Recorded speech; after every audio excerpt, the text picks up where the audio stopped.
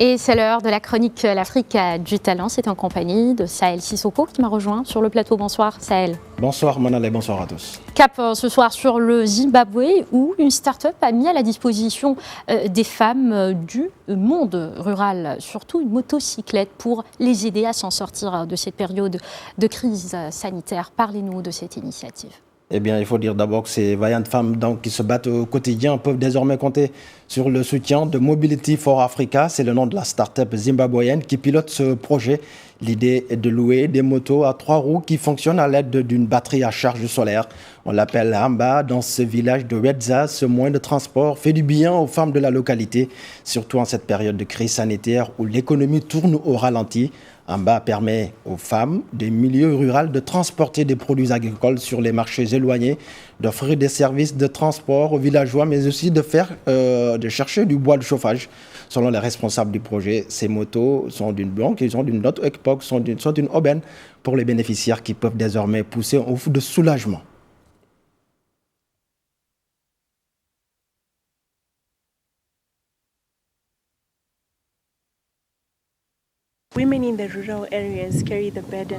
Dans les zones rurales, les femmes ont la lourde tâche de transporter du bois de chauffage, d'aller chercher de l'eau à boire, de transporter des écoliers à l'école.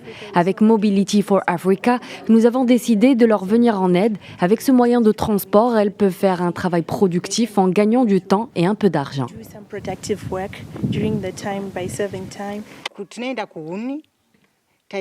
Nous avions l'habitude de transporter du bois de chauffage sur nos têtes sur de longues distances de 2 km. Mais maintenant, c'est beaucoup plus facile car ces 3 roues nous allègent le fardeau.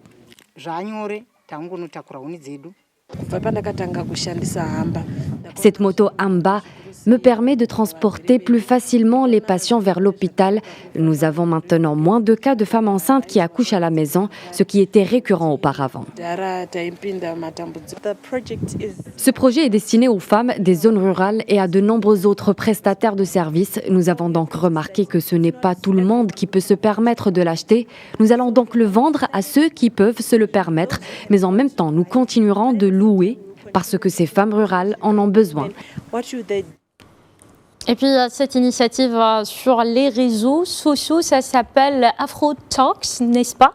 Et le concept donc est de réunir dans une conférence une trentaine de leaders africains. Comment cela va se dérouler?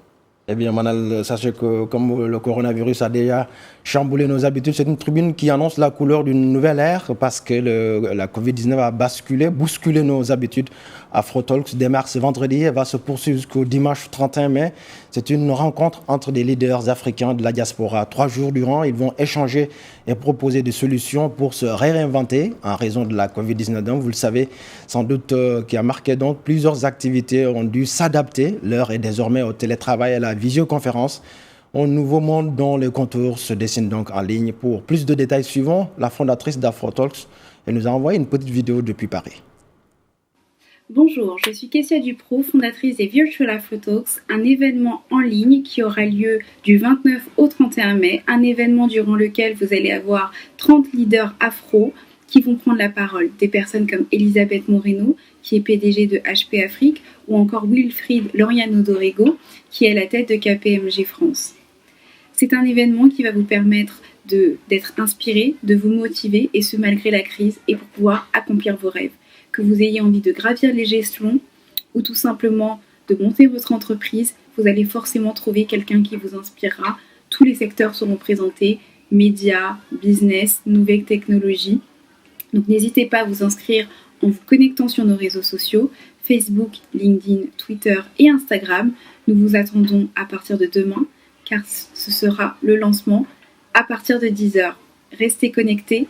Et merci pour cette opportunité de pouvoir participer à ce journal télévisé. Très bonne soirée à tous. Merci. Voilà, à situation exceptionnelle, mesure exceptionnelle. Donc tout le monde s'adapte à ce virus-là. Tout à fait. Merci beaucoup Sahel pour cette chronique. Merci.